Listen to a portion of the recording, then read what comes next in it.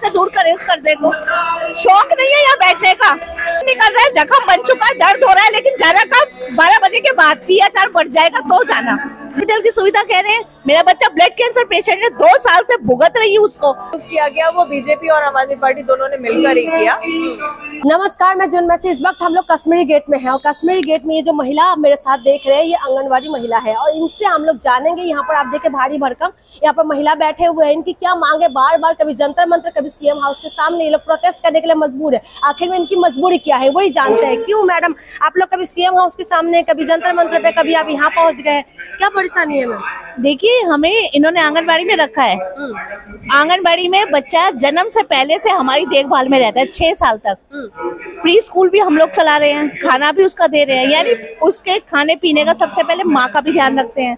उसके बाद बच्चा होने के बाद उसकी ग्रोथ का ध्यान करते हैं। उसके बाद वो 6 साल तक प्री स्कूल का भी हम लोगों के पास सीखता है। प्री स्कूल का सारा चीज हमारे पास सीखता है। बावजूद इसके हमारा इन्होंने पे स्केल किया। हम अपने उस बच्चे को तो हमें कुपोषण से बचाना है जो बच्चा हमारी आंगनबाड़ी में आ रहा है, लेकिन हमारा खुद का बच्चा कुपोषित हो रहा है, उसके लिए हम क्या करें? तो आप लोगों का जो जरूरत है, दिल्ली सरकार तो कह रही है कि हमने बिजली फ्री दे दिया है, स्वास्थ्य के लिए हॉस्पिटल में इलाज फ्री दे दिए है, महिलाओं के लिए टिकट फ्री कर दिया है, तो आप लोगों के लिए तो तनख्वाह भी बढ़ाया कह रहे थे।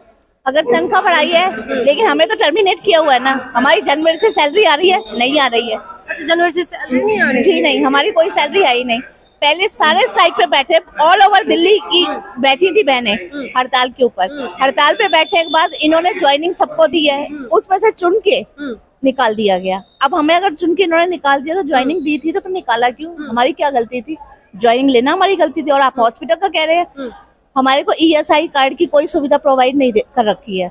हमारे ऊपर किसी भी नहीं है, ना हेल्पर ना वर्कर, किसी को नहीं है। और सुपरवाइजर को, CDPO को, उससे ऊपर जितने भी हैं उन सबको दे रखी है। जब हमें इन्होंने मानदेय पे रखा है तो हमारे ऊपर जितने भी हैं उनको भी मानदेय पे क्यों नहीं रखा? उनको गवर्नमेंट में क्यों किया? ना तो हम गवर्नमेंट के हैं, ना हम प्राइवेट में। क्या हम अनाथ हैं? अनाथ है, माँ बाप हमारे हैं तो अनाथ नहीं है, लेकिन इन्होंने क्या कर रखा है? हमें अनाथों की तरह कर रखा है। और हॉस्पिटल की सुविधा कह रहे हैं, मेरा बच्चा ब्लड कैंसर पेशेंट है, 2 साल से भुगत रही हूँ उसको। 2 साल से वेंटिलेटर की सुविधा जब उसको चाहिए थी तो किसी एम्स तक में नहीं थी। अगर इन्होंने कुछ ऐसा, यहाँ तक कि ये बात आई थी कि अगर आपका ESI कार्ड हो तो बसाई दारापुर में हम एडमिट करवाते हैं, ये बोला गया था एम्स की तरफ से। कहाँ से लाती ESI कार्ड? उन्होंने बोला अपने घर में किसी का हो दे दो। जब हमारे घर में सारे है ही नहीं किसी भी ऐसे प्रोफेशन में, क्या करें? दिहाड़ी मजदूर है मेरे आदमी। और अब जो लॉकडाउन हुआ है उसके अंदर कर्जदार होके बैठे हुए हैं, कहाँ से दूर करें उस कर्जे को? शौक नहीं है यहाँ बैठने का, सड़कों पे भी बैठने का शौक नहीं था, लेकिन दिक्कतें परेशानियां इतनी है कि अगर नहीं बैठेंगे तो फिर कैसे और किसको बोलेंगे? अपने डिपार्टमेंट को क्यों ना बोले? जब हम काम उसके अंदर करें तो किसको बोले? क्या चाहते हैं अभी सरकार से? पहली बात, हमें रखें वापस। दूसरी रखें। जी हाँ, क्योंकि हमारी कोई गलती नहीं है। टोटल कितने को करा है टर्मिनल? 883 लोगों को किया है। आप लोग चाहते हैं कि 883 लोगों को फिर से वापस रखे, क्योंकि उनमें से गलती किसी की नहीं है, सिर्फ यही था। अगर हमें भूख लगी है, भूख का बोलना गलती है क्या? वो हमारा अधिकार नहीं है कि अगर हमें भूख लग रही है और ये बोल रहे हैं कि हमें भूख लगी है, हमें खाना खाना है, तो ये हमारी गलती है? अगर इन्होंने मानते हैं हमारा जो कह रहे थे काम है, आंगनबाड़ी का काम ये ले रहे हैं, सेंसस का काम इन्होंने दिया, जनगणना जो करवाई थी 2015 में आधार कार्ड के इन्होंने करवाई थी, कितनों का बना है कितनों का नहीं किया बना है। अभी तक 2015 से हमारे पैसे वो नहीं आए हैं, 1 रुपया नहीं आया। और जबकि बोला गया था कि आप मात्र 2 महीने काम करें, 2 महीने के अंदर आपकी पेमेंट आ जाएगी। देखिए, ये परेशानी है, ये लोगों का है। आप भी मैडम इन्हीं में कितना साल हो गए काम करते हैं? मेरे को हो गए 12 साल, 2009 से करती। 13 साल हो गए, 2009 से करती। अच्छा, तो आप लोग चाहते हैं कि आप लोग फिर से ज्वाइनिंग हो? बिल्कुल चाहते हैं, और हमारा सम्मानजनक ज्वाइनिंग हो, सम्मानजनक हमारा मानदेय भी बढ़ना चाहिए। कितना तक? अभी कितना मिल रहा है आप लोग? अभी मामूली सी इन्होंने बढ़ोतरी करी है, वो भी मानदेय में बढ़ोतरी नहीं करी है। वो इन्होंने कम्युनिकेशन का दिया है और ट्रांसपोर्ट अलाउंस दिया है। अच्छा, मानदेय में कोई बढ़ोतरी नहीं करी। वो देखो हम आसपास के एरिया से ही आते हैं तो हमारा ट्रांसपोर्ट का कोई है ही नहीं। बोल देंगे यहीं से आते हो कहेगा तुम्हारा ट्रांसपोर्ट का हुआ, बस फ्री चल रही है ये भी बहाना लगा सकते हैं। और कम्युनिकेशन का 200 रुपए मिलते हैं, वो ही नहीं मिले हमें 3 साल से। कोरोना के टाइम से 200 तो ये 1500 और 2000 क्या देंगे। जो इन्होंने अभी बढ़ोतरी करी है वो मानदेय। मेडिकल फैसिलिटीज क्या मिलता है आप लोगों के लिए? कुछ भी नहीं है, कोई कार्ड वगैरह स्पेशल? कोई कार्ड नहीं है। अगर लेने भी जाएंगे बीमार है तो तनख्वाह और काट देंगे उस दिन की। अच्छा, मतलब तनख्वाह अगर आप लोग नहीं जाते तो तनख्वाह काटते हैं? हाँ, मानदेय काट लेते हैं। अगर हम बीमार हो जाते हैं तो मानदेय काट। छुट्टियाँ कितने मिलते हैं? 20 छुट्टियाँ मिलती हैं सालों में? 1 साल की। सैटरडे संडे की छुट्टी है? नहीं, सेकंड सैटरडे संडे की, उसमें भी कई बार काम होता है तो बुला लेते हैं। सुबह कितने का कब जाते हैं? 9 से 2।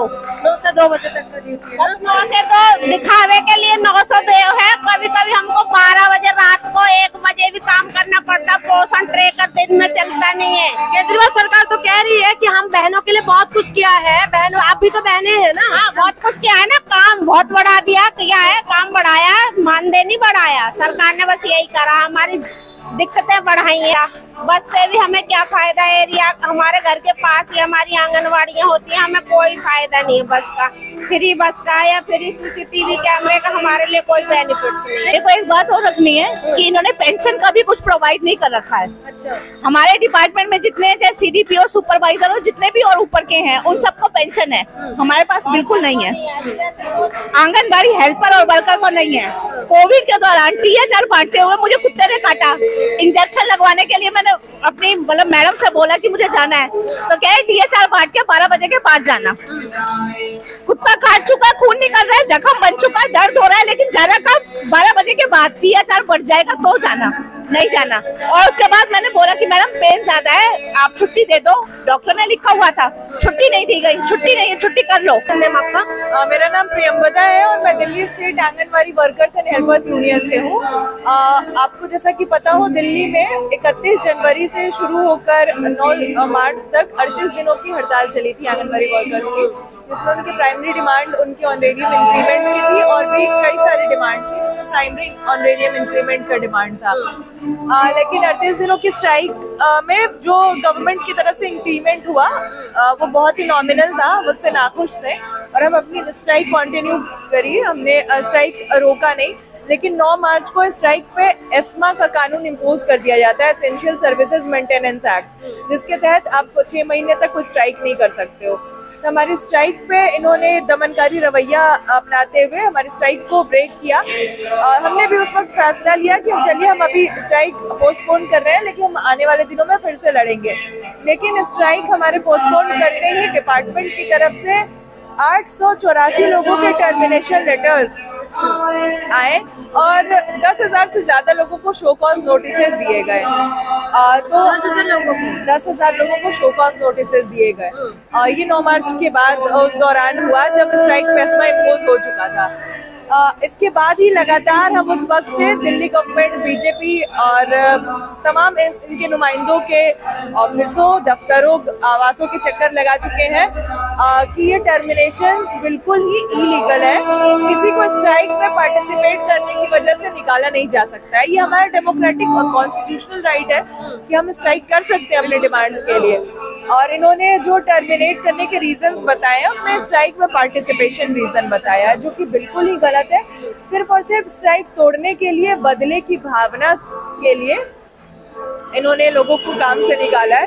हालांकि हमने हाईकोर्ट में केस दर्ज किया है और हमारे केस की तारीख है 12 अक्टूबर को। लेकिन हम ये चाहते हैं कि डिपार्टमेंट, जो कि डेलीगेशन से जब वार्ता होती है तो डिपार्टमेंट ये बात मानता है कि उन्होंने गलती की है, उन्होंने बदले की भावना से लोगों को निकाला है, तो यही बात वो कोर्ट में भी जाके आर्गुमेंट में ये बात करें और केस वो वही समाप्त करें। इस केस को बढ़ाने की जरूरत नहीं है। आप महिला सशक्तिकरण की बात करते हो, दिल्ली में 800-900 महिलाएं सड़कों पे हैं, आप किस सशक्तिकरण की बात करते हो? अगर सही में आप विमेन एम्पावरमेंट की आपको इतनी चिंता है तो आप इन महिलाओं को तत्काल काम पर वापस रखो। आंगनबाड़ी का काम प्रभावित हो रहा है, वो नहीं होगा। आप दोनों गवर्नमेंट की बात कह रहे हैं, बीजेपी या आम आदमी पार्टी, दोनों गवर्नमेंट में क्या? हमारी स्ट्राइक पे जो एस्मा इम्पोज किया गया वो बीजेपी और आम आदमी पार्टी दोनों ने मिलकर ही किया, क्योंकि दोनों ही सरकारें दमन में साथ खड़ी थी। हमारी प्राइमरी डिमांड तो आम आदमी पार्टी से थी ऑनरेडी इंक्रीमेंट की, लेकिन जो हमारी दूसरी मेन डिमांड थी 2018 में मोदी सरकार ने दिवाली बेनिफिट के नाम पे, दिवाली गिफ्ट के नाम पे 1500 और 750 की मामूली वृद्धि की थी मानदेय में, लेकिन वो 2018 से अब तक 2022 तक नहीं आई है, अभी तक नहीं आई है। घोषणा कब हुए थे? 2018 दिवाली 2018 में घोषणा हुई, अभी तक नहीं आया। एक तरफ तो हमारी नौकरी छीन करके बस का टिकट फ्री देना, मतलब आप हमारे पॉकेट से 50 रुपया चुरा रहे हो और 98 पकड़ा रहे हो। हमें नहीं चाहिए इस तरह का कोई फ्री टिकट। हमें हमारी पक्की नौकरी दो, हमारा वाजिब मानदेय, हमें कर्मचारी का दर्जा दो, हमारा परमानेंट नौकरी होगी। में कोई आपकी फ्री टिकट नहीं चाहिए। सीधी बात है, हमें अब हमारा अपना जो अधिकार है वो हमें चाहिए, हमारे हक अधिकार पूरे हमें मिलने चाहिए। हम जितना काम करते हैं उसके हिसाब से हमें वेतन मिलना चाहिए, हमारी ये मेन डिमांड है। आप लोगों के लिए मैडम दिल्ली गवर्नमेंट ने 2 गाड़ियों का भी व्यवस्था किया, जिस एरिया में आप लोग नहीं जा सकते या आंगनवाड़ी के लिए जगह नहीं है, वहाँ की गाड़ियों से जाके उनके बच्चों के लिए खाना पीना से लेके पढ़ाई लिखाई की ऐसा भी कुछ व्यवस्था की है? जमीनी स्तर पे ऐसा कुछ नहीं है, ये सब हवाई जुमले हैं। अच्छा, अभी तक नहीं हुआ है? कोई ऐसी घटना हमें तो नहीं पता। ये सब इनके एसी कमरों से निकाले हुए हवाई जुमले होते हैं। जो जिस तरीके से मोदी जी झूठ बोलने की मशीन है, ये उनकी बी टीम है, ये भी झूठ बोलने की दूसरी मशीन है। अच्छा, देखिए ये आंगनवाड़ी महिलाओं की परेशानी है जो हमने आप तक पहुंचाया है। आप समझ सकते हैं कि दिल्ली सरकार तो कह रही है कि हमने महिला के लिए बहुत कुछ किया है, लेकिन यही महिला है जो आंगनवाड़ी में काम करते हैं, इन लोगों के लिए ना तो मेडिकली फैसिलिटीज है और ना ही इनका पेंशन है, और सब चाहते हैं इनको फिर से भर्ती हो और उनका जो सैलरी है उसमें बढ़ोतरी किया जाए। तो देखना यह है कि दिल्ली सरकार इनकी बातें कहाँ मानते हैं, कितना कुछ सुनते हैं। जिस हिसाब से डंका बजा बजा के कह रहे हैं कि हमने बहुत कुछ किया है, देखना है कि ये आंगनवाड़ी महिलाओं की मांगों की कब पूरा